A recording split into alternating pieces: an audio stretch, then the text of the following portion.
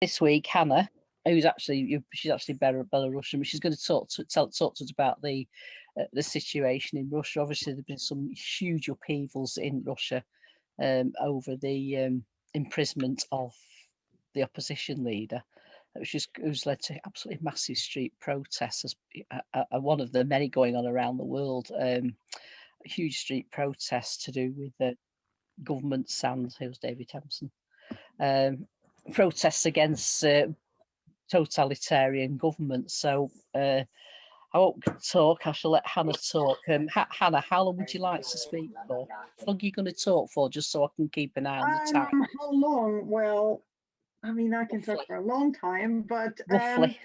I'll try and 20 minutes. 20 minutes, okay. Yeah. All right. I'll tell you when you're 5 minutes to go. Then okay. Yes. Right. Thanks, Hanna. Okay. So the latest wave of protests in Russia is not exactly a new phenomenon. It is just another phase of protests. And in my view, in order to understand the character, the nature of this wave of protests, we need to look back pretty much 30 years back, when the first wave of protests started in the 1990s, because the character of Russian protests was changing every decade. And we clearly say that the protests of the 2000s were different in their nature from the protests of 1990s. And then the protests of 2010s of the next decade were different in their nature from the two previous stages. And right now, these protests, they follow in sort of in line with the protests of the last decade, but they also have their own character. So I prepared a small presentation on basically on the organized. Can everyone see that? Yeah. Okay. So on organized protests in Russia,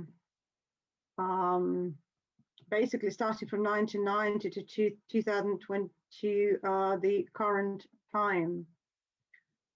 Okay. So in beginning of the 1990s, saw the emergence of the Institute of Legal Opposition.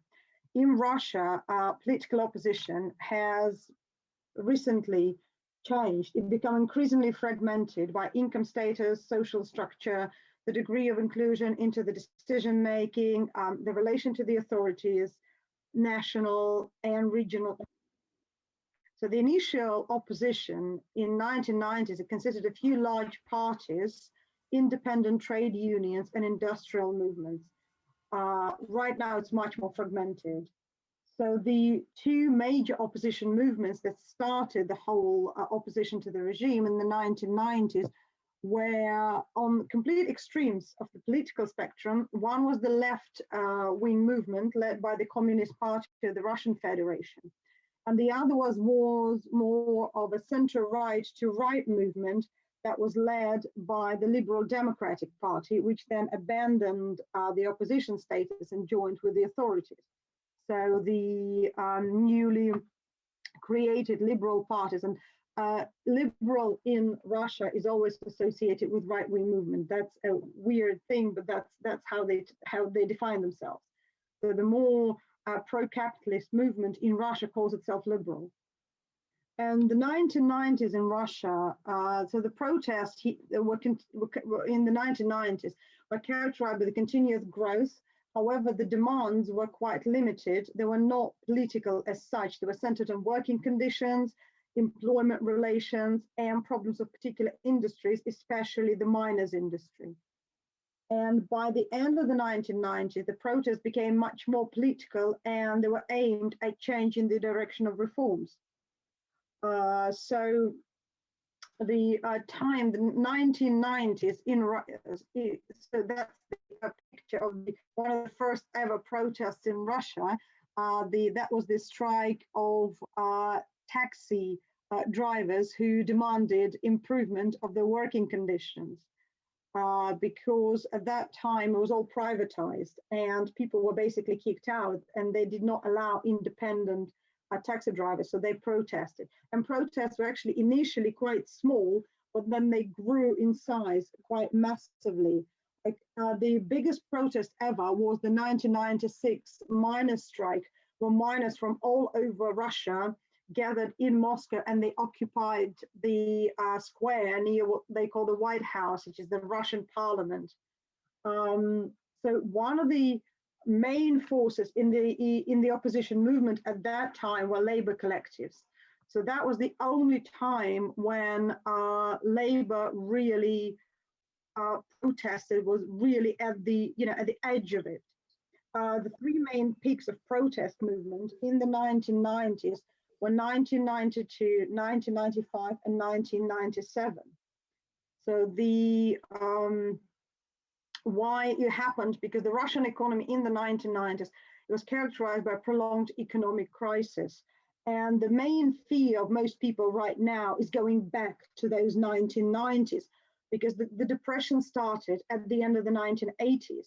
And then when Russia became, when the USSR collapsed, Russia was led by the right-wing government, was first led by Yegor Gaidar, and that government included all the major figures of the 2000s and then in 2010's opposition, as Boris Nemtsov and Grigory Yavlinsky. They were some of the architects of the shock therapy right-wing reform program, 500 days. It was a massive failure.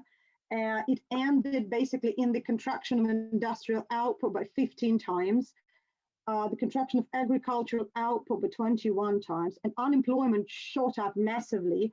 And we remember, in the Soviet Union, there was virtually no such thing as unemployment, and suddenly people getting kicked out.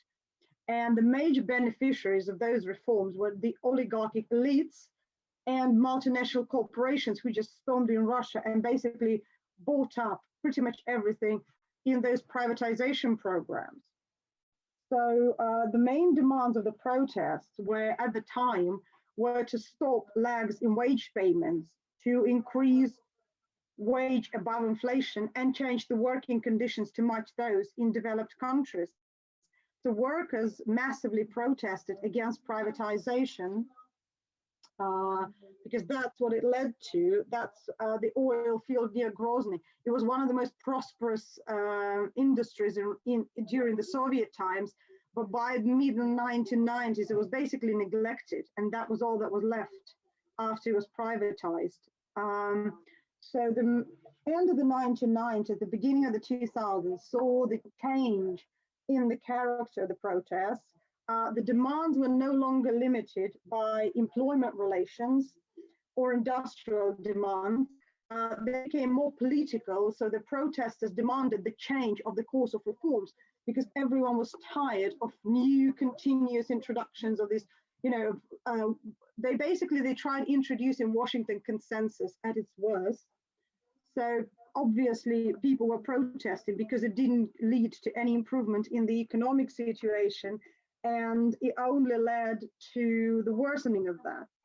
So people became more political, and so they viewed these right-wing reforms as a massive threat to their way of living, and they saw it deteriorate. What they actually wanted was a strong central government, because by the end of the 1990s, the central government was in decline, and regional elites basically took power. So one of the first things Putin actually did was to try and restore that central government rule, because regional governors were basically kings in their little oblasts. So so at that time, the strikes started really political in nature.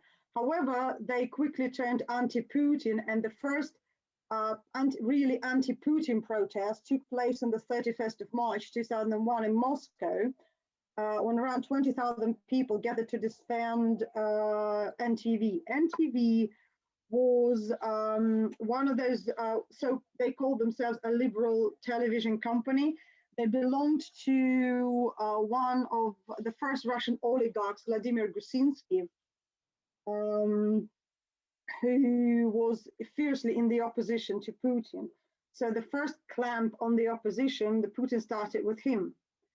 And he tried to take the NTV, which stands for New Television, away from him. And in the beginning of 2001, NTV changed ownership. It became owned by Gazprom and the investment company Capital Research and Management. They demanded to change the policy of NTV, which was actually criticizing Putin quite severely. They had this program called the Dolls, which basically criticized him and showed him as a tyrant. The protest didn't lead to anything. The ownership was changed, and most of the journalists who were linked to Gusinski had to leave. Well, some of them came back, some of them stayed in other opposition channels.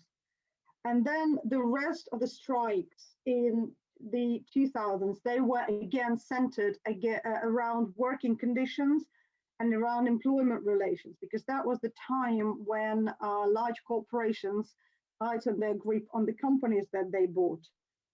So the only exception was a very small-scale protest against the arresting of Mikhail Khodorkovsky, but by then people were actually not interested in protesting for someone, for a political figure, because he was an oligarch and people saw oligarchs as the enemy. So they basically, the popular attitude, well, he got what he deserved. So most of those strikes and protests, they were organized by the Independent Federation of Trade Unions. And some of them were actually, as the strike in Pikaleva, that it was unofficial, the unions had nothing to do with it. So that strike, it began spontaneously, and it started, basically it's in the Leningrad region. At that time, the factory that was there in that small town of Pikaleva was basically a small town of 22,000 people. And when the factory was in crisis, I mean, most people worked at the factory. And when it got into crisis, people started losing their jobs and they couldn't pay. So the heating and the water were turned off. So on June the 2nd, 2009, about 250 disgruntled city residents blocked the federal highway between two of the regional cities. And then Putin, who was then, for a change, he was a prime minister, they sort of swapped, they swapped places with Dmitry Medvedev at the time. So he came to the protest, and he basically commanded and solved all the problems of the city, because he forced the owners to launch the three of the new enterprises, which sort of split the massive factory in three, and they were actually successful in the end. And he told them to pay all wage areas, because they were the areas were massive. So the main characteristics of the process in Russia in 2000 were they were, one, more political in nature, and two, they basically showed that spontaneous protests can actually lead to something. Before, they were much more organized, and since then they became spontaneous. So the Pikaleva strike was the first that gave way to more spontaneous, people organized strikes. Putin at that time was extremely popular, and the phenomenon of Putin, who by then had an approval rating of over 80% by the end of 2000s, his phenomenon was due to the fact that the policy of economic liberalism, it failed completely in establishing the decent standard of living. It only served to, the interest of limited elites. So most of the people were absolutely frustrated with that. So, and then his reforms that started in 2001 and 2003, they started sort of taming regional and sectoral elites. And they launched what political scientists called a controlled democracy. So, and that was the time when the power in Russia was finally centralized. Most of the people who survived the wild capitalism of the 1990s were in favor of that. They didn't realize that the decentralization would, in the end, lead to totalitarianism. But at the time, people welcomed it as, you know, as a good change. You know, finally, the elites were shown their place, and finally, people started receiving wages. Finally, the working conditions improved, etc., etc., etc. So some say that this is also because Russia has always leaned to undemocratic political culture, and they explain it by the long legacy of Tsarist Russia, where they used to have, you know, strong Tsar, and then during the Soviet Union, it was basically the consecutive rule of strong leaders. So Russians are used to not being in a fully democratic country, and some people even think that full democracy in Russia would lead to nothing else but chaos. However, Putin's administration moved a bit too far for at least part of the Russian society. At the same time, what we see in Russia in the 2000s was the further polarization of population by income. And over the 2000s, with the Russian economy growing, the growth was actually not that large, but they say that during the 2000s, Russian economy grew twice in its size, but the number of dollar billionaires grew by more than 10 times. So the 2000s saw the formation of the new pro-Putin elite, which will then become the focal point of struggle for those who come after and for the protests of 2010 onwards. Another feature of Russia in 2000 was the construction of its political sector, because out of the wide area of political parties in the 1990s, by 2007, when they had the parliamentary elections, the last parliamentary election of the 2000s, only 15 parties were allowed to participate in the elections. For, you know, as an example, in 2003, there were 46 parties, and in 1997, there were 51 parties. Hanna, you've had 15 minutes. So the protests in 2000 showed that they became purely political in nature. They started with a mass protest against the result of the parliamentary elections. The protests grew. They moved and grew, and the epitome was the 6th of May 2012, which was called the March of Millions, and it was literally millions of people in the streets of Moscow. That was the first mass protest that was brutally stopped, and about 400 people were injured and dozens were arrested. And that was an unprecedented step, which showed the government that it wasn't fully in control. So then the 2010s were actually quite active in political strikes. So there was this march, again, fully political, against the annexation of Crimea. And then in 2017, we see the start of the new wave of the anti-corruption process. That's when Navalny first emerged as the opposition figure. But at that time, he wasn't supported by so many people. So it was about, although the coverage was very wide, there was more than 150 cities where the protest took place in support of Navalny's anti-corruption actions. altogether, it was no more than 10,000 people across Russia. So the movement wasn't that strong then. The biggest protest that caused the massive impact was the Pussy Riot protest.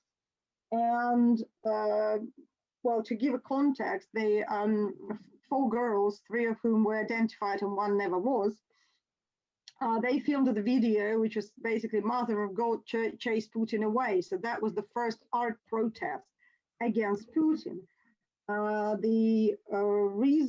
Basically the impact that it had was that, first of all, it was an unprecedented step for society when that was very harsh sentence, 5 years of prison.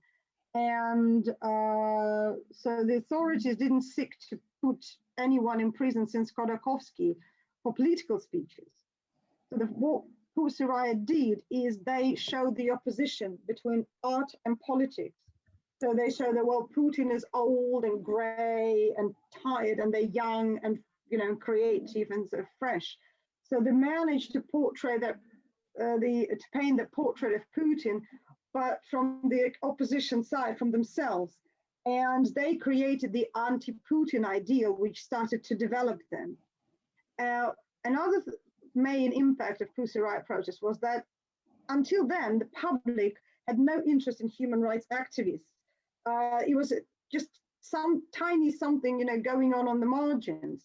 But then people started to be interested in politics and rallies and political cases, and the interest of the general public to the human rights grew enormously after them.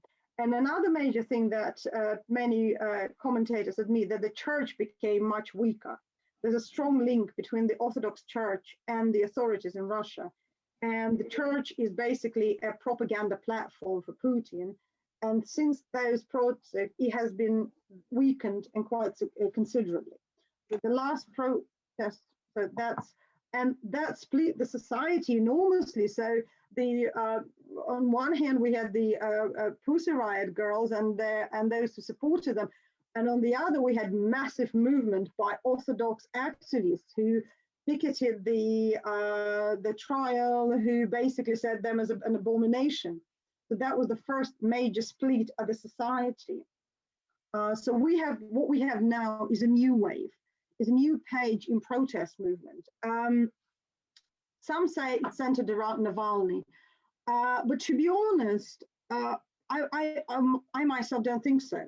I think that Navalny here is more of a token figure, is that these protests are massive protests against the state itself, against the corrupted way it is right now.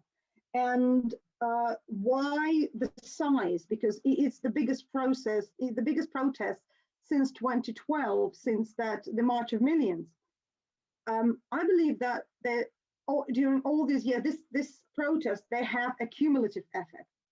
And it never happens that the political event, it's just one political event. It's always a constellation of political events that leads to it, always step-by-step movement. So the protests that are now, in my view, are the epitome of it. It's just that people stopped fearing.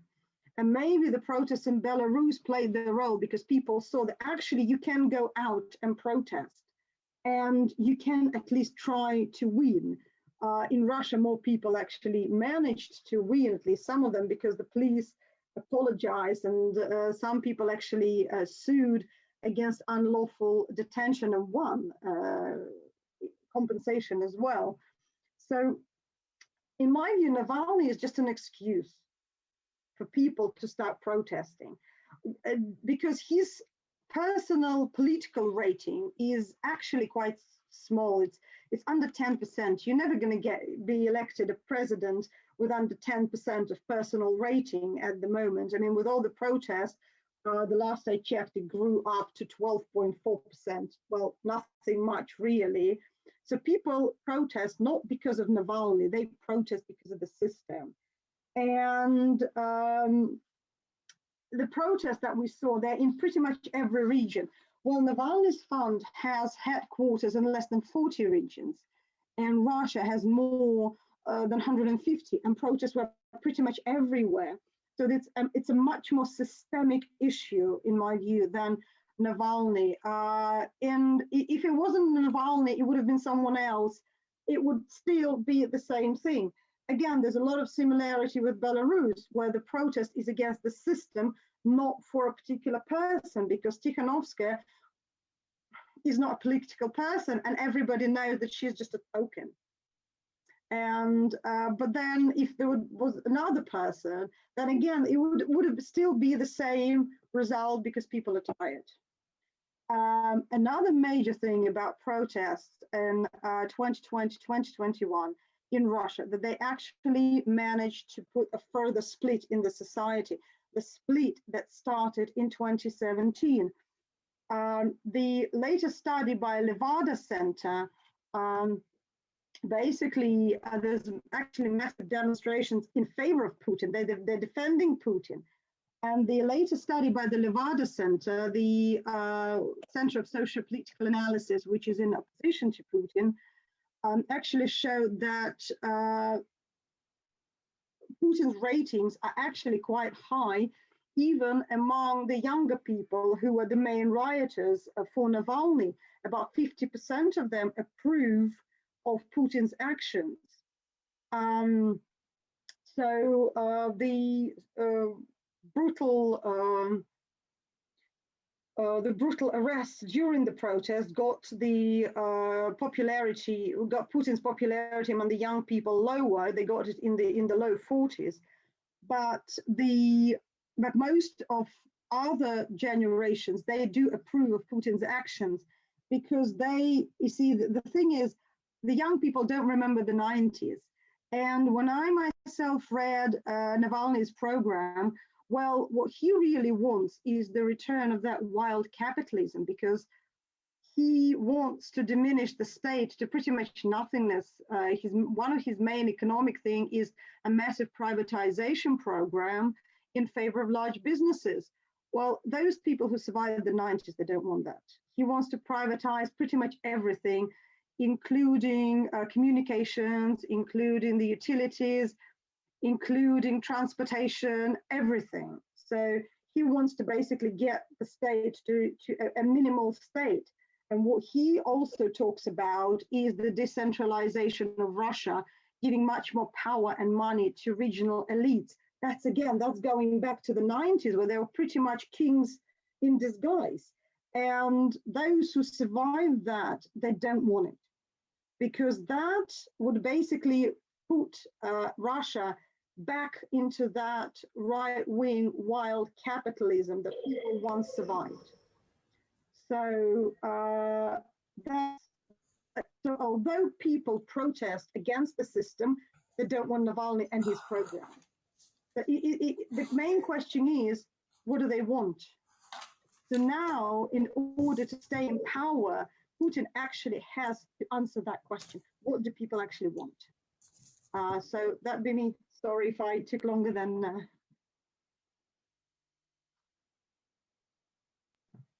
Okay, well, sorry, I spoke longer than I was.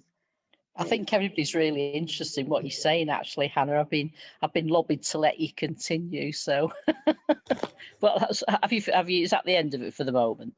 Yes. So, if there are any questions, no, don't apologise. I thought that was really, really insightful. A lot of that stuff. Now, I can tell the other comrades are finding it very interesting as well. So, I'm sure you'll tell us more. I'm going to throw it open to questions or contributions now. 5-minute contributions. I'll stop you if you're going any longer. If we get to the stage where everybody's had spoken, we can start again then.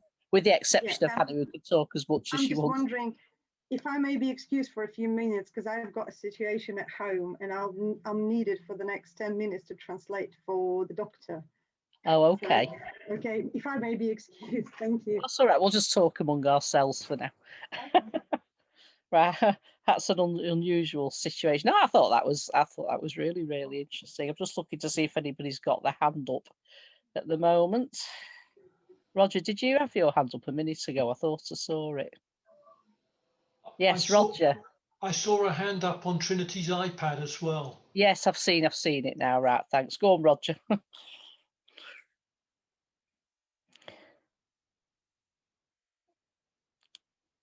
Yeah, you need to unmute, Roger.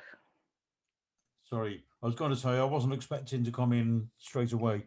Oh, I thought all right. Hannah's lead off was absolutely brilliant. I mean, a really, really clear picture that she gave of the reality of what's happening and of what kind of regime we have in Russia. I think there's more confusion on the question of the nature of the Russian regime, especially among the left, than maybe anywhere else on what kind of phenomenon it is. We know that there are many sort of misguided leftists of maybe of an older generation who still delude themselves that Russia somehow represents in some way some kind of more progressive resistance to what is, after all, the main enemy being US imperialism. And somehow they don't seem to have noticed that there was a counter-revolution in Russia, and that this is a nasty, brutal, reactionary, corrupt regime, which is responsible for untold attacks on the working class, not just in Russia, but in threats to the working class rights internationally. Now, how did this happen? Trotsky raised the question in his time, in the 1930s, when the question was raised of could the Russian Stalinist regime somehow transform itself into a restorationist capitalist regime. He said, well, can Russia revert to capitalism without a civil war? He said, no, that's impossible. Because he said what that would be is what he called, in a very picturesque phrase, winding the film of reformism backwards. The reformists say you can gradually transform a capitalist society into a socialist society, and that's a delusion. And he said, so you're suggesting that the same process could happen in reverse, and that wouldn't be possible. So is Russia, what happened in Russia, is it a refutation of what Trotsky said? I would say absolutely not. I mean, as just as in 1917, a revolution took place in Russia, in 1991, a counter-revolution took place in Russia. Hanna gave some very graphic figures about that. I've got a few more. For instance, that overnight, literally overnight, 225,000 state enterprises were privatized. The Russian currency overnight lost all value. Millions of people lost their life savings, the state subsidies, the welfare, and all the rest of it. By 1998, 80% of the farms and 70,000 factories had completely gone, just shut down. Poverty rose from, in 1989, poverty was calculated as 2 million. By the mid-90s, it was 74 million. Just in the years between 1991 and 1992, consumption fell by a massive, staggering 40%. That means, literally hunger and starvation overnight for a vast majority of the population. I actually visited Russia. I was there for a year in the Stalinist times, but then also in the 90s, I passed through Russia just at this time that I'm talking about. And I've never seen such misery and starvation on the streets. Literally, there were people standing on the pavements in long rows selling whatever they could. People were literally selling their old socks. They were standing in the street selling old socks and dishcloths and got anything they could just to raise a few kopecks, just to be able to feed their families perhaps for the day. It was unbelievable. So how is it that this situation did develop without a civil war? And I think the answer to that is because it was largely the existing state bureaucracy which still retained power but presided over the transition in the economy. Yeltsin and Putin, after all, were both high-placed Stalinist bureaucrats in the under the old regime, and they simply remained in their positions or took, occupied their positions, throughout the transition from before and after. It was largely, in other words, the existing state bureaucracy which retained power but still presided over the transition. And they presided over what was a really peculiarly or particularly brutal and savage process of privatization. It's an absolute gangster regime which took power. Now, some of the confusion that exists about Russia is because people think, hasn't Putin cracked down on some of the big capitalists and entrepreneurs? Look at, for instance, Khodorkovsky, who was jailed again and again for a decade or two, a big plutocrat. Well, he was somebody who was made an example of. It's something like the same process as the murder of journalists and the worldwide poisoning of defectors from the regime. It's a mafia gang war which is taking place. And Putin is the arch puppeteer pumping in billions of aid assets stolen from the people into funding the most horrible, sinister reactionary forces worldwide: racist, brutal, authoritarian, poisonous, even fascist forces and regimes. Putin is playing the same kind of role internationally as the kind of at the head of the dark forces of reaction, as the Tsar played in the pre-war revolutionary times. It's so. What about Navalny then? Does he represent some kind of hope? I think Hanna was absolutely right in saying that it was that he's an accidental figure. He's the protests are not for Navalny. They're simply an occasion for a protest against the regime. But isn't he at least some kind of Democrat?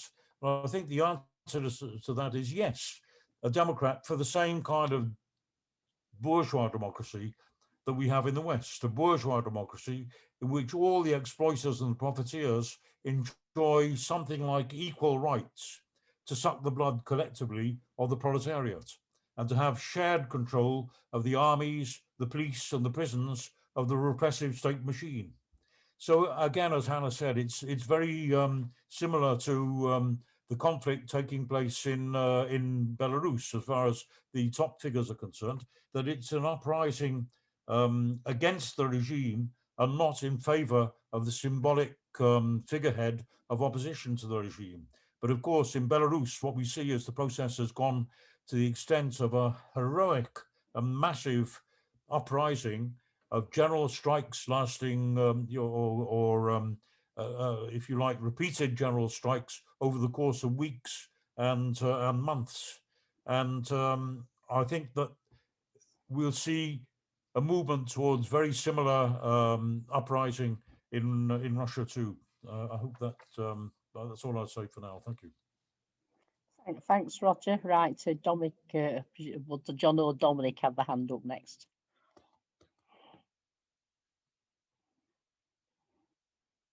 You're still muted, Dominic. Do you want me to unmute you? Shall I just do it? There we go. Oh, you've done it, right. Yeah. No, it's just that trawling through the various news channels to see what's happening in Russia and what's the attitude towards Navalny is quite interesting, because all the commentators, and that includes Russian commentators, say that Navalny has very little personal support, that the reality is, as has been said, that it is, if you like, a protest against the corruption of the Putin regime.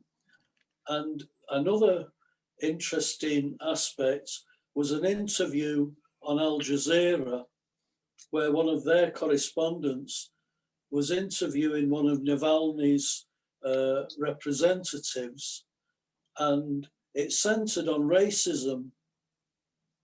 And it said that Navalny was really anti-immigrant. And now I'd never took it that there was many immigrants in Russia, but it seems immigrants to them seems to be a name that they give to people from the Caucasus, where there are many Muslims and they're immigrating towards St. Petersburg or Moscow. And it quoted Navalny as characterizing immigrants as cockroaches. And when they asked this spokesperson for Navalny, you know, was that true? He said, well, yes, I mean, he's given to flowery language. You know, it was just, yeah, well, he said something, but really it doesn't matter that much. And I just thought, well, on that sort of thing, where you've got young people coming out against corruption and the, you know, the state being robbed, and if you like, the oligarchs doing very nicely, thank you. And as we see in this country, where one of them can buy Chelsea Football Club, that this anti-immigrant or anti-Caucasus feeling, you know, wouldn't, you know, really cut much ice with a lot of particularly young people. That's my view, any road.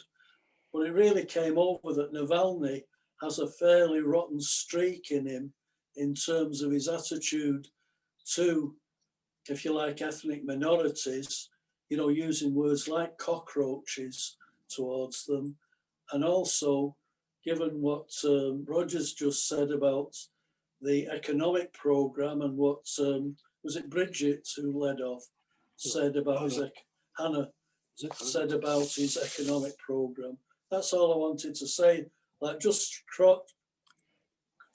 trawling through various news agencies like Al Jazeera, like France 24, you know, one does get a flavour that in Russia, it's a movement. It's not, if you like, a personality issue round whatever his name is, Navalny.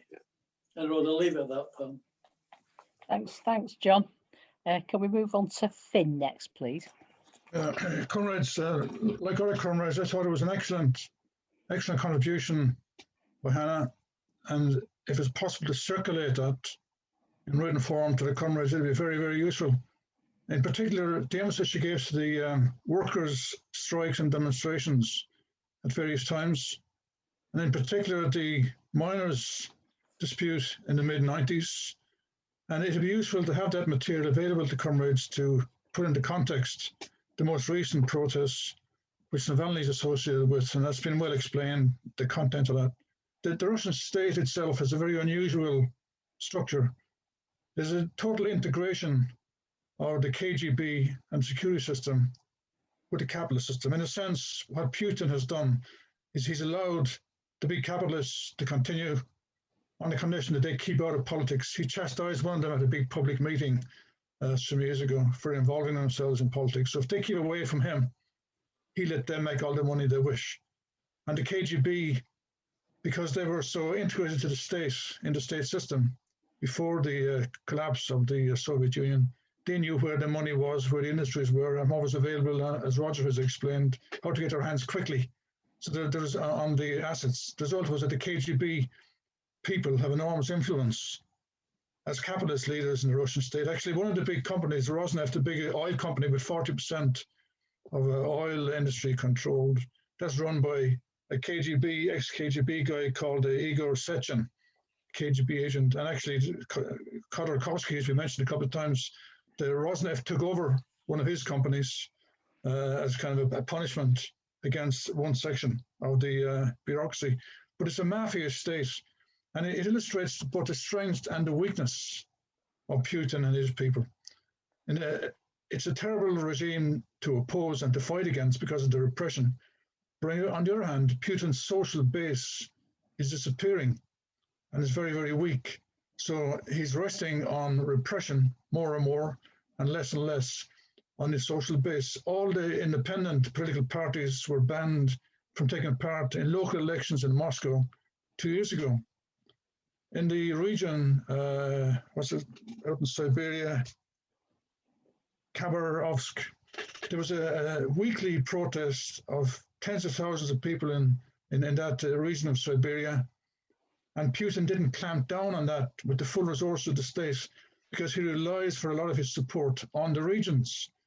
It's interesting also that Navalny was there. I think he was arrested actually in Siberia and then poisoned over there.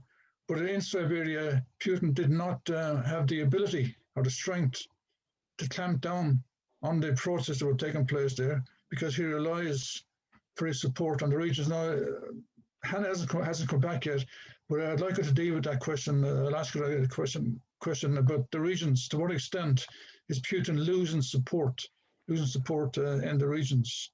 The other thing is COVID. There's an enormous spread of COVID-19 illness in the Soviet Union.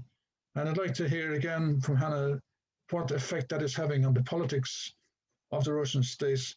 The protests involve a lot of younger people, but not just younger people. There are many layers in society which are unhappy with Putin, and he has to pretend that there's a democracy. To keep the elite on his side, he has to pretend that everything is okay. So there's elections, but there are false elections, for political parties are being banned. I mean, Navalny was banned, but he's just one from standing in the election. In the presidential election of 2018, Navalny wasn't allowed to stand, nor was any other independent candidates allowed to stand. It's worth noting also that the West is quite happy with the regime. London is one of the areas where a lot of the money from the oligarchs and these people and Putin is washed through institutions in London. Similarly, Trump himself was very much involved in the money washing around the system. His investments were used as ways of covering up a lot of money from Russia that's sent abroad. So the West can live with this kind of a system quite readily, and ultimately, which is my final point, the only force that can overthrow and change a system is the organized working class, and that's one of the values, one of the good points about, the many good points about Hanna's contribution, expanding the role of the working class and the strike movements of the past in the gathering momentum against the Putin regime, because that's where the answer is going to be, not in Navalny or in protests here and there, but in the involvement of the trade union structure. Now, she mentioned the trade union formally being involved in some of these protests, and I'd like her to return to some of that material towards the end, but I would like her to circulate the content of her contribution, because of the high level, a lot of research went into it, the high level of its content, and the important facts and figures that she brought to the surface that a lot of us wouldn't be familiar with. Thanks, comrades. Thanks, Finn. When Hanna gets back, I'll call you back in without delay, so you can ask her those questions. Hopefully, she won't be much longer. Right, Joe. Can you hear me there? Can hear you, yeah. That's okay. Sorry, Roger, I'm just going to seek clarification from you there in relation to what you said, because there seemed to be, and you seem to be aware of it, that there was a kind of a paradox or a contradiction in what you're saying, right? And apologies for being a bit scholastic about this, but in the sense that you say Trotsky envisaged that there would not be counter-revolution, would not take place without a civil war. And you went on then to provide fantastic statistics in relation to what actually happened in the wake of the Berlin Wall coming down and what happened in the 1990s. In fact, overnight, in terms of privatization of plants and so on. All the evidence you gave, the statistics you gave, me outlined in graphic detail and provided the hard evidence for the judgment or the verdict that a counter-revolution took place. Now, it was an in-house job. It was done by the members of the Communist Party themselves, and they oversaw in the next few years complete unwinding, unraveling of the Russian Revolution, bar obviously certain state enterprises that they're too sensitive to let go of.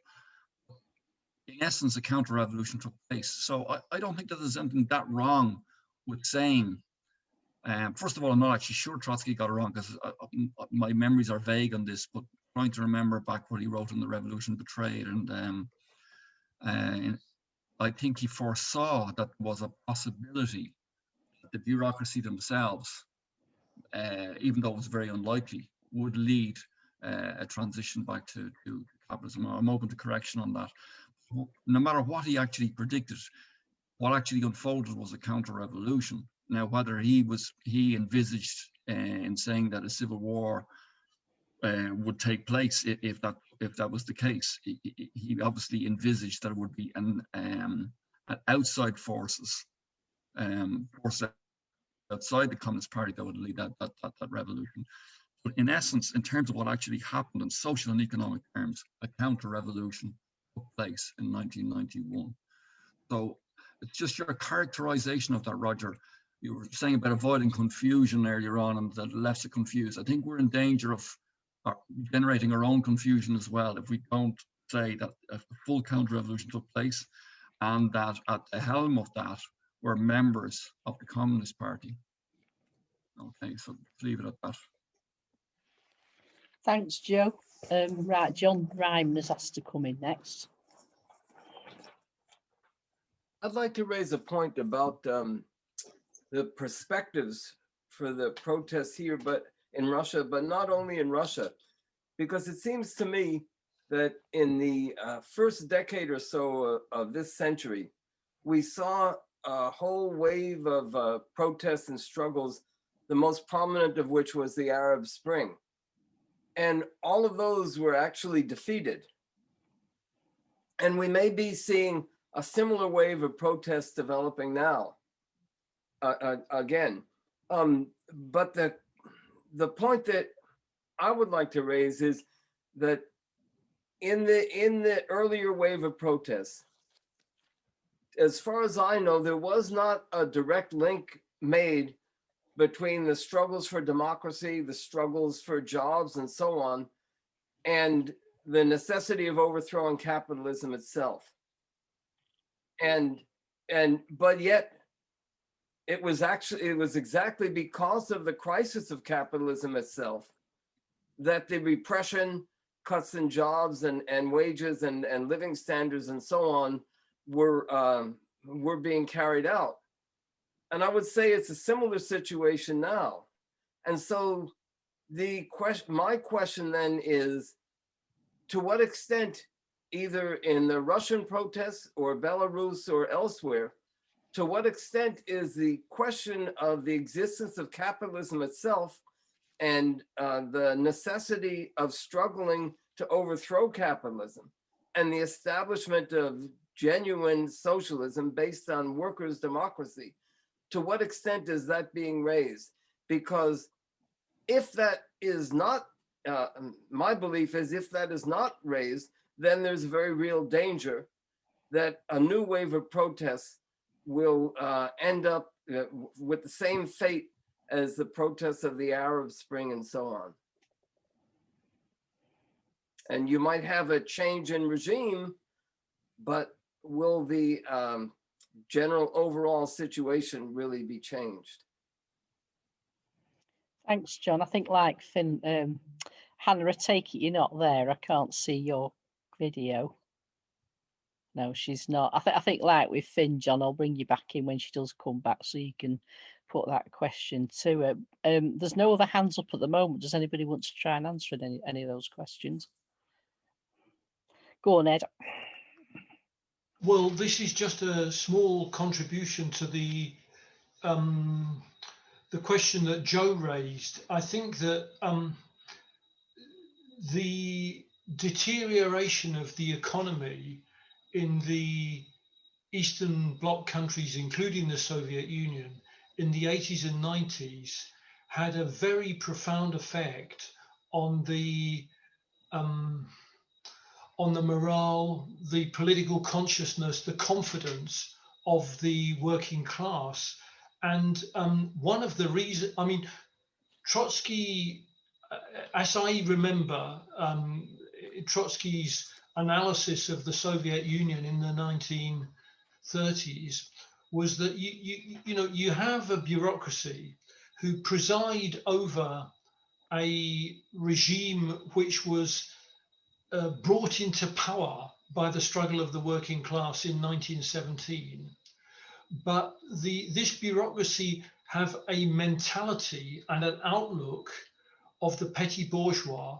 They don't really understand the significance of the revolution, apart from the fact that it's given them slightly more comfortable jobs, elevated above the rest of society. And therefore, by the 1930s, the bureaucracy in the Soviet Union did not have the attitude that their role was to defend the revolution. their attitude was to defend their positions. And Trotsky raised the prospect that in the event that the pressures of international capitalism became overwhelming, that these people would quite easily adapt to being in charge of capitalist society and capitalist institutions. Now, that didn't materialize in the immediate aftermath of the 1930s at the end of the Second World War, because there was a huge boost to the revolutionary consciousness of workers in many parts of Europe as a result of the privations of the Second World War, as a result of the solidarity that many young people felt from the war effort, that having been conscripted into the armies and so on. And the political situation that pertained in the late 1940s and the early 1950s was not favorable to the reintroduction of capitalism to the Soviet Union. And a huge important part of that was the fact that the economy of the Soviet Union had been raised from an agricultural-based economy based predominantly on peasantry through a process of industrialization. Yes, bureaucratic. Yes, very brutal. Yes, very crude in its methods, undemocratic in its in the way it was achieved and so on. But nevertheless, despite all that, the economy of the Soviet Union in the 1930s, the 1940s, the 1950s, and the early 1960s, it expanded at an enormous rate on the basis of state ownership. And therefore, that perspective that Trotsky had floated of the possibility of a restoration of capitalism didn't materialize during that period. But the difference was that by the end of the 60s, the beginning of the 70s and into the 80s, the economy changed.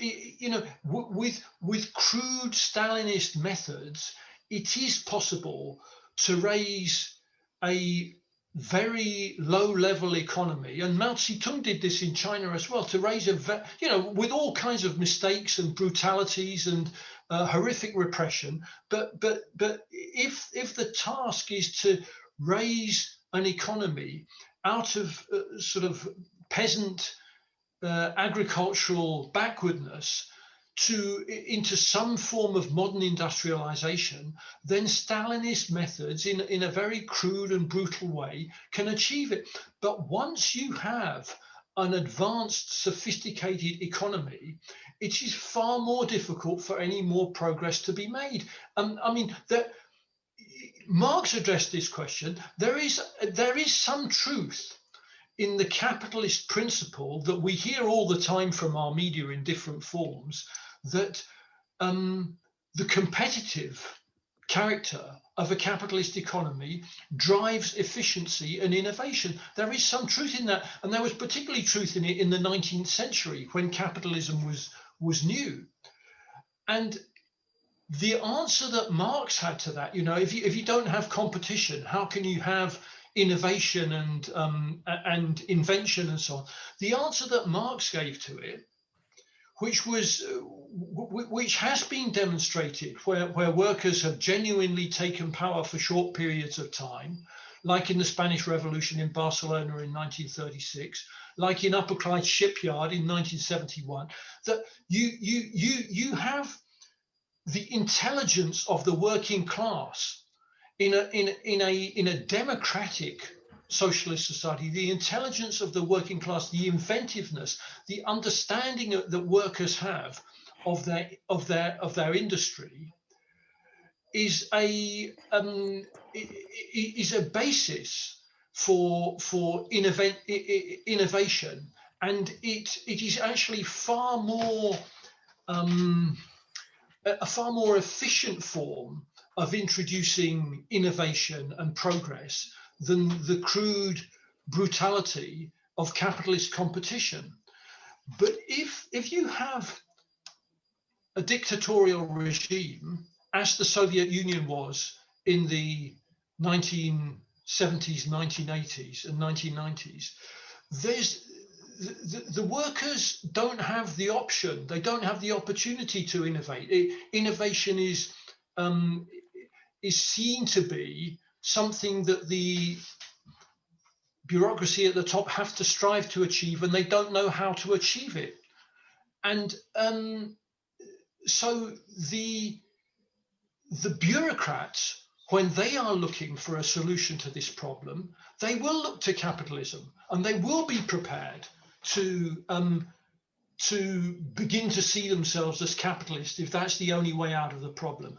But the working class have got a diametrically opposed outlook on that. They have the capacity, as we began to see in Poland in the 1980s. The working class had the capacity to organize their own industry, to take their own initiatives, to improve the running of the economy. They had millions of ideas of how they could run the economy better than these bureaucrats.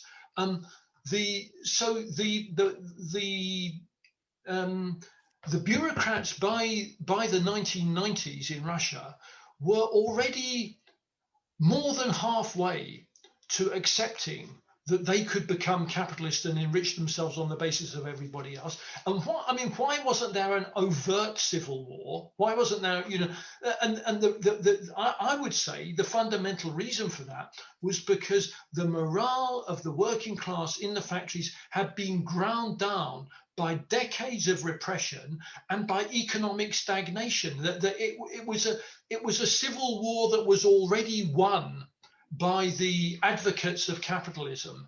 And Ed, sorry, could you be winding up? Just a few hands have gone. You've got 5 minutes out that. Sorry to stop you. No, that's fine. Pam, thanks, finished. Ed. Excellent, thank you. Right, Temos was next.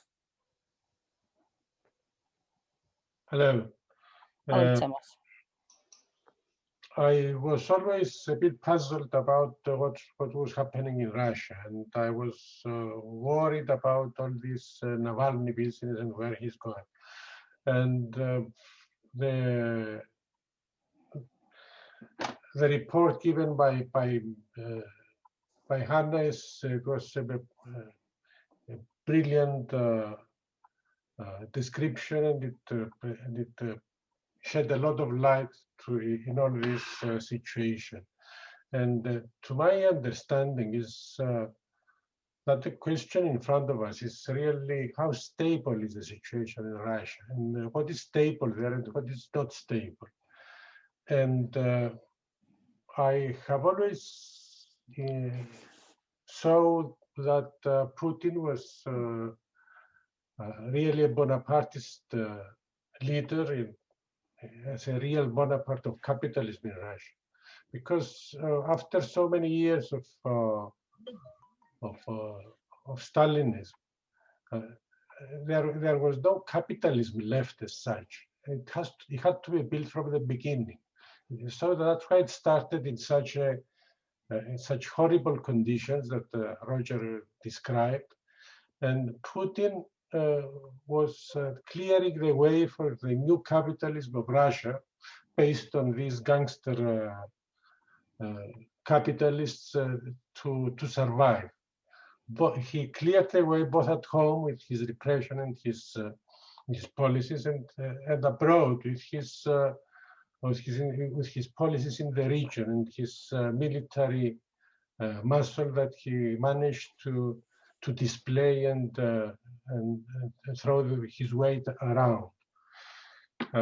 So I think there is a lot of stability there, in the sense that Russian capitalism has not yet reached its possibilities. The only end it has is the only ceiling it can have is the ceiling of the collapse of world capitalism. So I wouldn't be very optimistic about the possibilities of socialist developments in Russia itself, by itself, rather.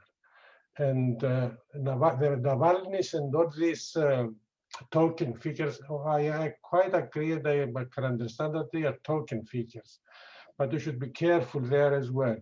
in the sense that talking figures tend to become realities if they lead a protest, if they lead a change in regime. And some Navalny or other will probably manage to hijack the real protests that are happening. And we should try to formulate our policies on based on a real understanding of the social conditions in Russia itself, and not only on what one says, on what the other says, or what the people want, or what is the estimate of what is happening. I don't have any answers, and I'm not saying that we could.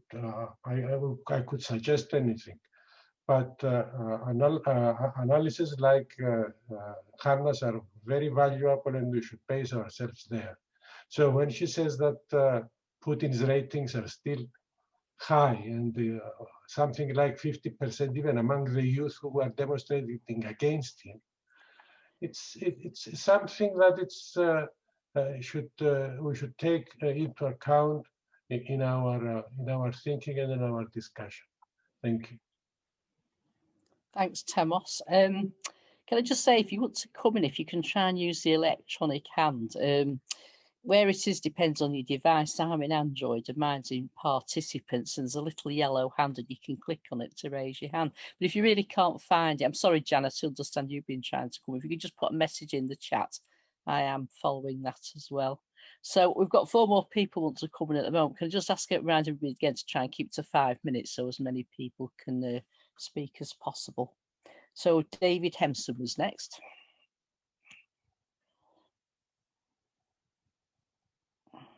You there, David? Okay. We'll go back to David in a minute then. Aman, would you like to come in now? Thank you. It's just a couple of quick comments. I enjoyed actually the talk that was given. I thought it gave us some good ideas of what's happening. But the real questions I think still stand. I'm not sure the idea that if it is the case, in a way I agree with what John was saying earlier, that if we do not have a real alternative by the working class, then a lot of uprisings do take place and a lot of continuation of the same scenario, one way or the other, insofar as capitalism is there, does continue. So in any case. But I think other than that, there was a couple of other points which I think probably is not something we talk about in 5 minutes in here, but I think real questions have been raised in many different places. Questions like this, that the idea that if it is the case that we have, and we did have, a socialist revolution in Russia back in 1917, the question is that, did we actually have socialism? From the point of view of looking at the wage labor and abolishment of wage labor. And if that is the case, that did not happen. I'm not talking about the first 3-4 years. Obviously, every state after a revolution would actually have to solidify its own political standing. But after that, if that does not happen, do we call it anything other than capitalism? That's one. Second point, which is generally raised, is that there is a thought, and I think there is that thought internationally, that the idea that there is a state which is not capitalist, but in somehow suddenly becomes capitalist, assuming that the society is a capitalist society economically, that doesn't hold as much water as it did probably back in the 1980s and 1990s. There's a lot of questioning there. Why would one say capitalism returned back in 1991? Why not in 1930? Why not in 1925? What's the measure? I'm not saying that these are not arguments which have not been done. All I'm just saying is the questions that have been raised have become very much of a practical nature nowadays, which probably at some stage were political issues. Post the 1917 and post the socialist revolution, post the first 3-4 years, there are many questions. Let's say, for the sake of argument, I tell you why I say it's a practical question. Is this, let's say for the sake of argument, if we did have a socialist revolution, let's say in a country X, let's say Iran, if we did have a socialist revolution, what should we do to make sure the same thing doesn't happen? In other words, what's the economic alternatives that have to be raised in order to ensure that working class gets one step further? There are a variety of ideas. Some think, or some say, that it's a growth. Some say it's effectively the industrialization. Some think it is the increase in productivity. There are a variety of definitions which are given as what socialism is. But if it is the abolishment of wage labor economically, and I think the Bolsheviks at the time had an issue about this, the question was, how do you abolish wage labor if you have a socialist revolution? Is the answer that we have to wait? Is the answer we have to see what happens elsewhere? Or is there an economic solution that has to be done at any given moment in any place that it does occur? So if we think about it as, let's say, for the sake of argument, if we see a socialist revolution, let's say tomorrow in US, would there be any issue? Would there be something that the socialists have to do economically in terms of abolition of wage labor, which is still raised? And I think unless we answer these questions, then a lot of these things become our opinions rather than actually practical benefit of what happens next, what should happen afterwards. Working class does take power, fine. Socialist revolution does occur, fine. Politically, that's been shown possible. 1917 showed it. It is possible to have a socialist revolution. The question is, economically, what should be the change? Not after the first, obviously, immediately after the revolution. That's different. But the question is, economically, what does that mean? And what happened in the Soviet Union at the time? I think these are questions that have been raised, and there have been different answers to this. But internationally, it needs to be actually raised again. There are certain things which I think are taken as assumptions that are correct. Whereas it's not the case that I don't think Trotsky had the right answer. The question is, why? Why should we assume that I was correct? And these are, I think, some of the questions that are raised even today. And I think part of the problem that we have in Russia today, to a large extent, is the crushing defeat that was enforced on the working class, which actually takes a lot more effort to come back. And unless there is a real socialist alternative, one of the capitalists, one form or the other, would take over the effective struggle of the working class in that country. At the moment, to some extent, is the nationalist. Some other day, maybe someone else. But unless there is that alternative, there would be no joy at the end for the working class. And that's, I think, the task that needs to be raised. Sorry, thanks. Thanks, Saman. Welcome back, Hannah. I see you managed to rejoin us. Right, Janet, I understand had your hand up ages ago. You didn't have your hand up. No, that's okay then. Right. I'm just I know Felicity and David are waiting. I might just briefly, Hannah, Finn and John Rymer specifically addressed questions to you while you weren't here. So I think what we might do is just return to those now. You can answer their questions if that's okay. Yeah. And then I'll bring in David Tempson and then Felicity. Is that all right with everybody? That's yeah, absolutely. Yeah. Okay, right. Finn, do you want to ask your question again? Yeah. Hannah, I hope everything is okay with your own situation that you went off to resolve there. I hope it's okay. But anyway, there's a couple of questions. One was about Putin's popularity in the regions, because he probably relied a lot on the regions for his support outside Moscow, even though he came from municipal council in St. Petersburg in the 1990s. But anyway, I want to hear a bit about his popularity in the regions, and he didn't intervene in the big demonstration in Khabarovsk other than sacking the popular governor. Anyway, popularity in the regions. The second question is about COVID. What was the effect of the huge amount of COVID infections that spread across Russia over the recent period? And incidentally, just in conclusion, could you please circulate, if it was possible, through the WIN structure, the content of your opening contribution, which I thought was excellent. And there's lots of material which is very, very useful for the comrades. So if you could find a way to circulate, particularly the facts and figures you brought to our attention, would be very, very useful. So thanks again for your contribution. Do you want me to ask John Ryman? Shall I ask John Ryman to ask his question as well, and you can take them together, Hannah? Would that be better? Yeah. Okay. John Ryman, would you ask your question again, please? Okay. Well, I mean, my question was obviously for Hannah, but also for discussion amongst the comrades here. And to repeat it for Hanna, I think that in the early part of this century, the first 10 or 15 years, we saw a wave of struggles, which were basically struggles against the attacks of capitalism. You saw it in Greece, you saw the Occupy movement, and most prominent of all was the Arab Spring.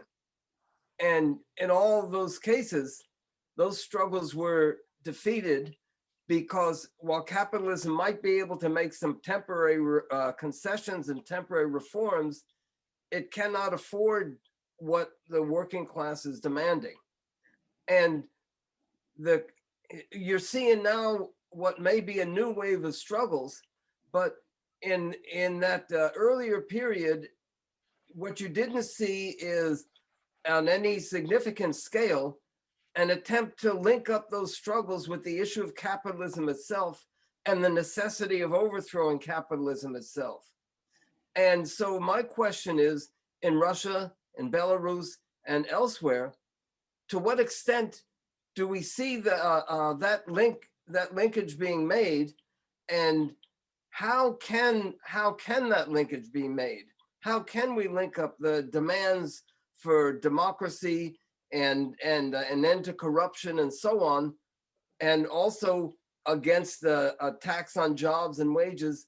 How can we link that up with the issue of capitalism itself, the necessity of overthrowing it, and the necessity of building a socialist society, a genuine socialist society, by which, incidentally, I do not mean a few social reforms like you might have in Sweden or the Scandinavian countries, but genuine socialism.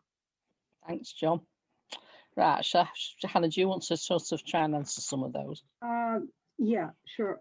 Well, I'd probably respond to Finn's questions first. Well, the thing is, Putin's support in Russia, initially, he was based on the support in the regions. And it's always been higher in the regions because there's this massive disparity in Russia between central cities like Moscow and St. Petersburg and the rest of Russia. You know, the Russians say that Moscow isn't Russia, Moscow is something else. Moscow is like a state in itself. So Russia, where economy is much more backward and the mentality is much more patriarchal, it supports Putin much more than the Moscow and St. Petersburg do. And we know that most of the protests against Putin over the last 20 years took place specifically in the center. For example, the March of the Millions in 2012, it only took place in Moscow, nowhere else.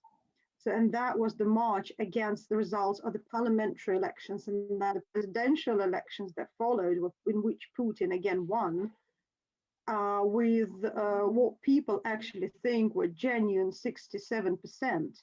And those 67% mostly predominantly came from the regions, because Moscow did not elect him, and St. Petersburg did not elect him, but the rest of Russia did.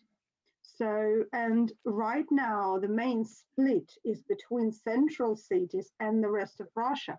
However, the protests now have been moving towards major cities around Russia. We see the protest in Far East. We see protests in Khabarovsk, for example, which are not against Putin per se, but they are against the system.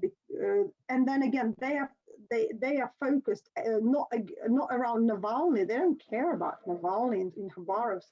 They care about our own governor, who was actually loved by the people and was doing the right things. So they want him released. They openly said that they don't care about Moscow politics. They care about their own. So that's the thing, is that Russia is very politically divided, and Putin's overall approval rating is 49% in Moscow and St. Petersburg, but it's over 70% in most of the regions. So they actually think that the low figures that we get are mostly because, well, Levada Center is in opposition to Putin, and what they tend to do is they do their studies around Moscow and St. Petersburg. And that's where the lower figures they get from them. Then people challenged the latest study, and they did the massive swap around Russia, and it came up with completely different figures. So the periphery likes Putin because the periphery suffered all those regional governors in the 1990s and the beginning of the 2000s, when Putin was just consolidating his power. And right now, when the governors have been tamed, people don't want to go back to that. So they will support central government, whatever it takes. So that's that's one difference. The impact of COVID, well, Russia did not introduce the full lockdown, mostly because they developed the vaccine very early. And well, the results that were published of that vaccine, I mean, the latest results from Lancet say that it's actually quite effective. I mean, I know people who had that vaccine about 8 months ago, and they are okay. I mean, they work, their children go to school, so that they're fine so far. So that does work, and they have 3 vaccines right now, different ones for different categories of people. So they don't really need to close it up. So there's the effect of COVID was, again, it was more pronounced in large cities, but the rest of Russia continues to work. So and because they offer for some categories, the vaccines are free, for the others they have to pay, but not much. So it's what they say about that is the main barrier to full vaccination that the people that don't trust their own.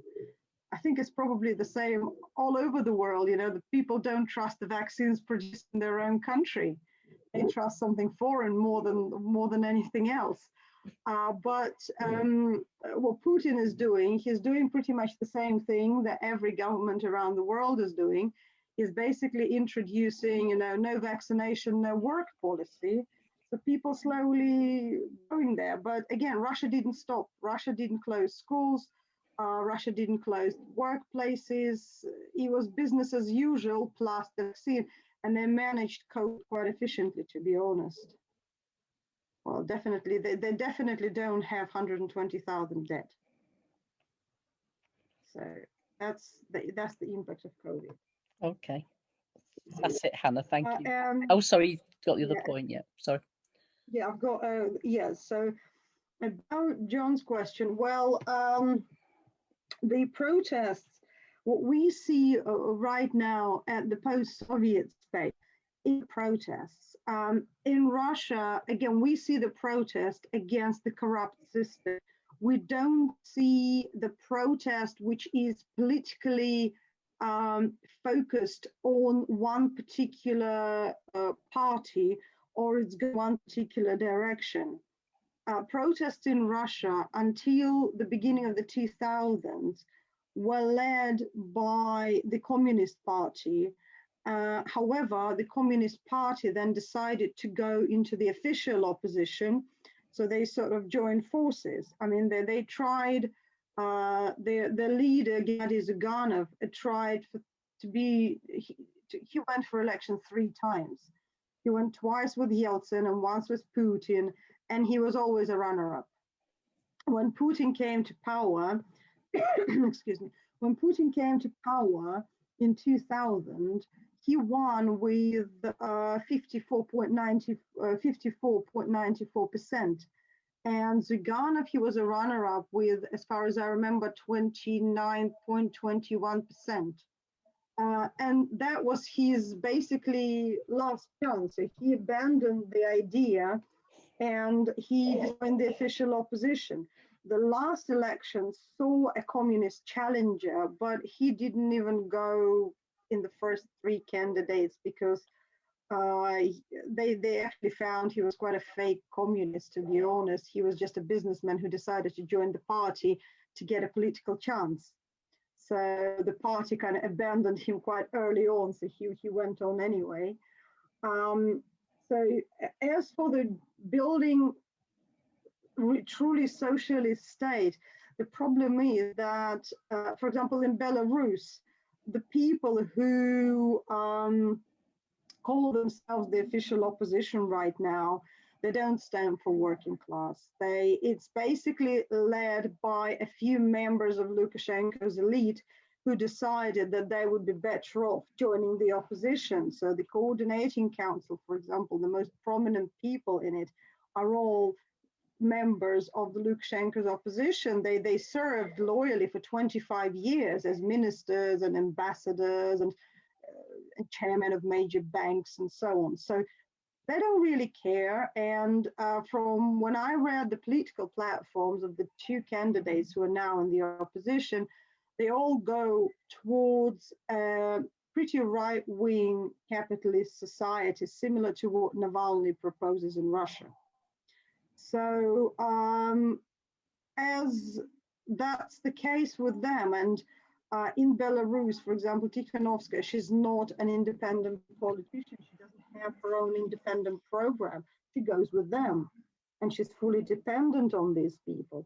So, well, what we're trying to do is the only way I think that it can be linked with the workers' demand is in Russia, both in Russia and in Belarus and elsewhere, is if the unions take a bigger stand, because in Ukraine that did not happen and the unions didn't take the stand. They weren't strong enough in 2014 because after 13 years of rule of right-wing governments, they weren't strong enough. They were completely suppressed. So what is happening now in Ukraine is another version of oligarchic capitalism. However, in Russia, the unions are getting stronger, although again, the majority of them are under the state rules so that they sort of conform to survive. In Belarus, as we know, there are again two types of unions. There are official unions, which are not unions at all, to be honest. They've never been. They're just old Soviet transmission belts. And the democratic unions, which are trying to do something. But again, whether we will be successful or not, that's just, we can only try. So otherwise, we will be looking again at yet another version of capitalism, maybe with some concessions to the working class, maybe not. It depends who they join forces with. And most of the Belarusian opposition, for example, is center right and to the right of it. So it depends, you know, whose voices are stronger at the point of the transfer of power. And in Russia, it depends. In Russia, it will really depend on who the person who comes after Putin is. And if that's there are two candidates that they're thinking of, where the one candidate is the current Minister of Defense. He will just continue with how it is, and he will probably make the state even more totalitarian politically than it is. And then there's a current prime minister who's actually, he's a doctor of economics, he's a very mathematical person. So he's a rational person, and he might be sort of inclined to move to the left if he sees the benefit of it. But again, if he's not pushed by strong opposition from the unions and from the left-wing parties, he's not going to do that. So that's the answer. Thanks very much, Hannah. That's brilliant. Right, it's nearly 20 to 9. Hannah, do you just want a few minutes at the end just to make some closing remarks? Say 5 minutes. I think I'm fine, but you know, if comrades want me to sum up in a way, right? Yeah, if I give you I'll give you a few minutes. It's just there's two people have had their hands up for absolutely ages, and also Roger just wants to say something because he wants to respond to Joe, I think. So is that okay? We'll try and, if we try and stop the discussion at 5 to 9, I'll just give you the last few minutes. Will that be okay? That's fine. Fine, yeah. Okay, David Hempson.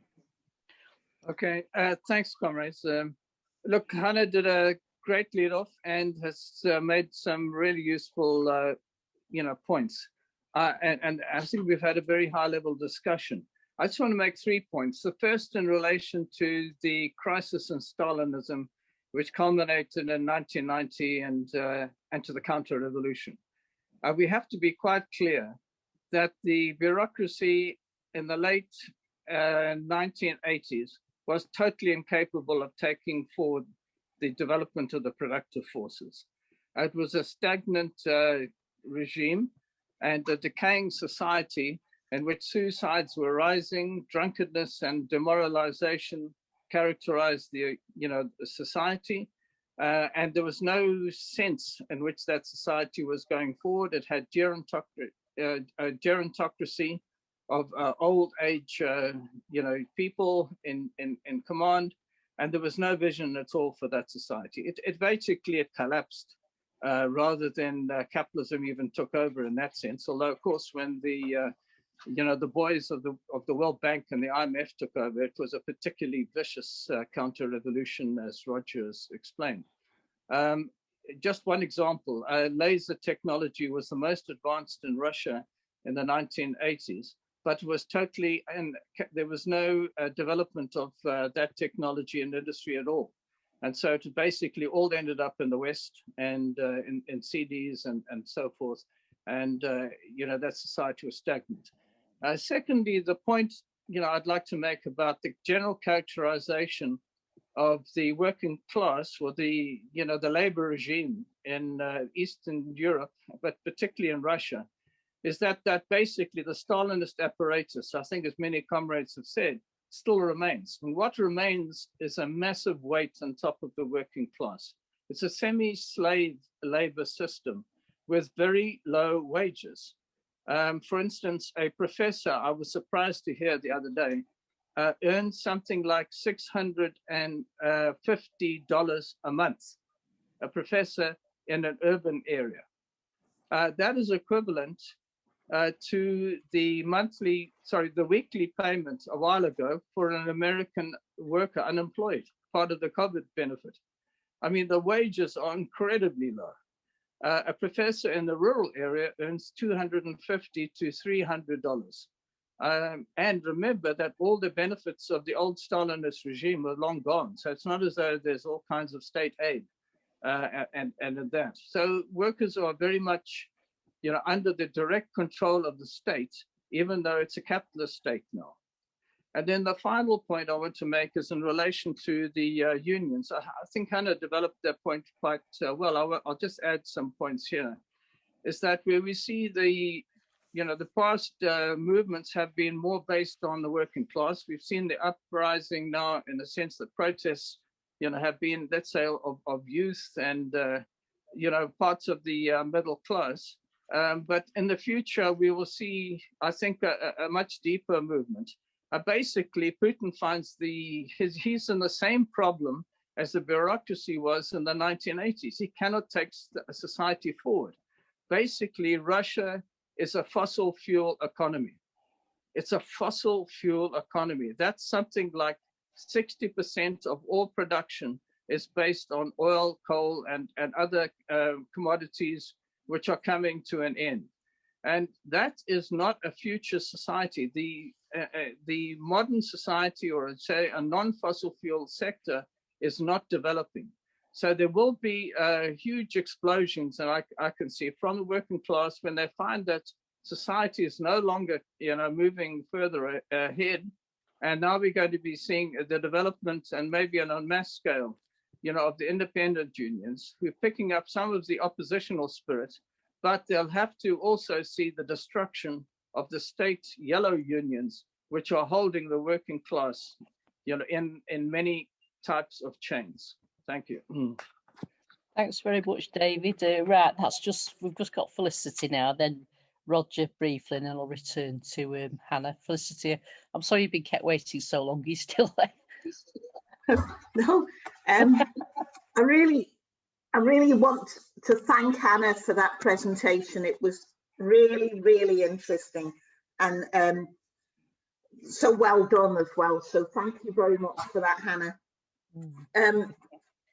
We had a bit of an exchange on the Facebook page earlier on today about Rosa Luxemburg, and I want to look at what the history of Russia in terms of what happened after the revolution through till the 50s, where there was this huge growth in the economy, a phenomenal level of growth in the economy. A society completely transformed. So when the counter-revolution came, all of that wealth, or vast amounts of that wealth, was transferred to the oligarchs, to the privatizers. And that's probably the single most crucial example of primitive accumulation in the post-war era. It must be equal almost to the impact of colonialism, that sheer weight of wealth that transferred from the state, the Russian state, to the privateers. And that primitive accumulation, robbing the commons, robbing what ordinary people owned, is still having an impact in the British economy, because that money, the money of the oligarchs, is processed internationally massively through the City of London and into the property prices in London in particular, where that's where their speculative money goes, but also into the speculative economy within Britain. And so the two economies are quite tightly tied together. But the most important point I want to make is, if you're looking to think about what is primitive accumulation, that's one of the best examples that we've got of one particular group of people literally taking the wealth of a community. It also played a huge role in globalization, in creating the globalized economy, where the money from one area had an impact on the economy in another area. It also had an impact on the rights of women in Russia and the rights of the communities in Russia. And here's to Pussy Riot. Thank God for Pussy Riot that actually started some kind of a fight back, as Hannah described. There's also issues around the fact that part of seeing that primitive accumulation was seeing the driving down of the life expectancy of ordinary people. And there's debate about it, but some economists reckon that the life expectancy dropped by about 10 years following the end of the Soviet Union. And certainly it still is a problem that Russia's men in particular do not live as long as European men. The Russian economy, and David mentioned this a bit beforehand, is very close in its sort of pattern to the British economy, in the sense that there's a small number of people, much more than in Britain, but a small number of people in agriculture, a slightly larger bunch in industry, and then 67% in the service sector. It's not a viable model, that for long-term economic health, but it is the same problem that Britain's got as Russia's got in that.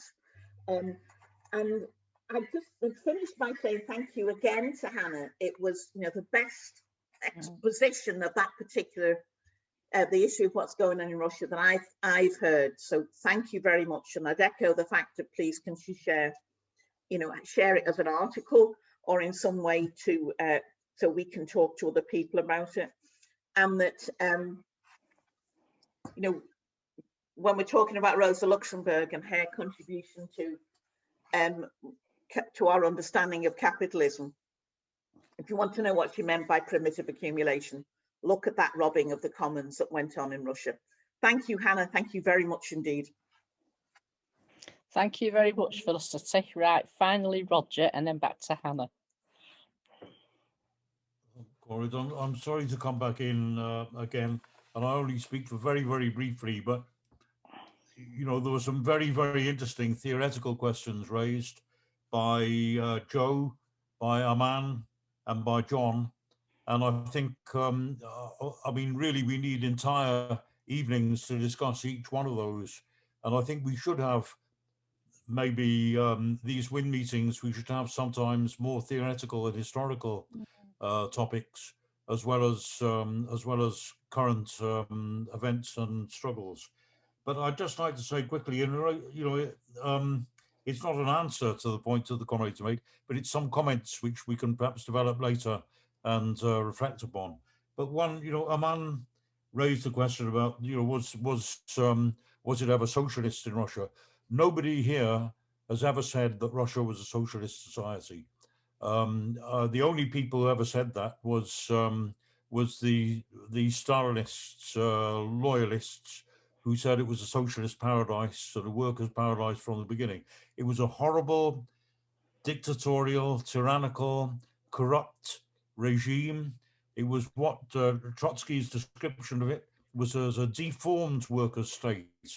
But what he was emphasizing was it was not a state which was modeled on the same economic basis as the regimes in the capitalist world. Of the, you know, for instance, the Stalinist bureaucracy was very much similar to the fascist bureaucracy under Hitler, but it was based on state ownership and not on private ownership of the economy, and that was the difference in the analysis that he made. And the question was that the bureaucracy drew privileges at the time when Trotsky was writing from the state ownership of the means of production. Now the point is, obviously, Trotsky was talking in the 1930s. He was unable to talk about the period after that because he was murdered in 1940. But in the 1930s, as I think it was Felicity just said, there was an enormous development of the economy, unprecedented historically, as a matter of fact, huge and in fact, it is true that within half a century, Russia became from a country on the level pretty well of say of an agricultural, like China before the revolution, or like India. And it developed into the second mightiest economy in the world, and it sent rockets to the moon, and it sent, or rather, Sputniks flying around in space and so on. And therefore, you know, and the point is that the bureaucracy stood guard at that time over state ownership. Trotsky was thinking of the situation where there could be perhaps an invasion, perhaps in the Second World War, that the German troops would invade, which of course they did. And he said that there could not be envisaged a transition to capitalism in Russia without a fight, because the bureaucracy themselves would use the state organs to defend the source of their own privileges, which was the state economy. Now, by the time of the 70s and the 80s, as David has said, it was a completely and utterly stagnant society. It was rotting from top to bottom. It was rotting at the seams. There was no development whatsoever. And the bureaucracy by that time, I know this, you know, if I may say so, I made a special study of Russia. I lived there for a year in the late 60s, and during the 70s and so on, I was monitoring what was happening. I was reading the speeches of Russian leaders at party congresses and all the rest of it. And they were in panic about the wastage in the economy. Half the economy was simply being wasted. They gave graphic figures of that. The bureaucracy was in a state of despair because the economy, this is as early as the early 70s, in despair because the economy was just not going forward at all, just rotting and stagnant. And in that situation, the bureaucrats became completely dependent on corruption and pilfering, of robbing of the economy. I mean, literally, you know, we published figures at the time and so on, which I can dig out and quote. But it was, by that time, the bureaucracy was quite happy to be presiding over a sort of a gangster regime. It was already becoming a gangster regime, and therefore the old society just collapsed. It just fell to pieces because it was so rotten through and through from the start. And that's why I could say that, you know, that the picture that Trotsky had given of a civil war for the reinstatement of or restoration of capitalism didn't exist in the same way. It didn't. But what was there was, as far as what was carried through, it was as much of an attack on the rights and the living standards of the working class and of the population as any invasion by Hitler would have meant. As I say, overnight, literally overnight, 40% drop in consumption. There's never been, I don't think, any time in history, even, you know, when you know, this was the time of the shock doctrine and so on, but even in Chile or in Poland and other countries of Eastern Europe, international capitalism did cushion the blow of the restoration or of the shock therapy that was applied to the economy by things like even Pinochet opened soup kitchens and so on in order to, you know, just to you know, world imperialism gave to the Pinochet regime and to the new capitalist regime in Poland and so on, it gave aid, concessions, loans of all kinds, even in the context of shock therapy. But for Russia, it was utterly merciless. It was utterly brutal, the cuts that they inflicted. So I know that's not an answer, but it's questions to bear in mind. As for the issue that John raised, very, very quickly, if I could just answer. I mean, John has raised this before, and he's quite right to say that we have to avoid the kind of flag waving and triumph and simply say, oh, look, the workers are, you know, the population are on the streets and there's uprisings everywhere and so on. I know we tend to do that, and we should celebrate the fact that there's never been such a worldwide movement of uprisings in the world, in every continent. But of course, they haven't raised consciously and explicitly socialist demands. And if the question is will it move towards a socialist revolution against capitalism? The only answer we can give is we don't know.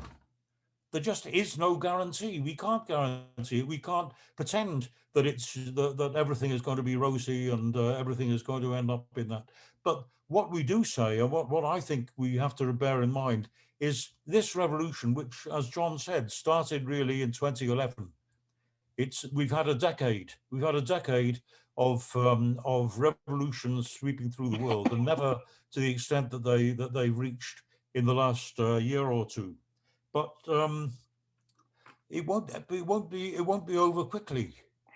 People learn in the course of the struggle. In the end, I've quoted this before, but Marx used to like Hegel's expression: everything that is rational is real, and everything that is real is rational. There are reasons for everything that exists, but also if in fact the only solution is socialism, then in the course of the struggles, surely it's not too much to expect that more and more people will learn the lessons and will draw that conclusion.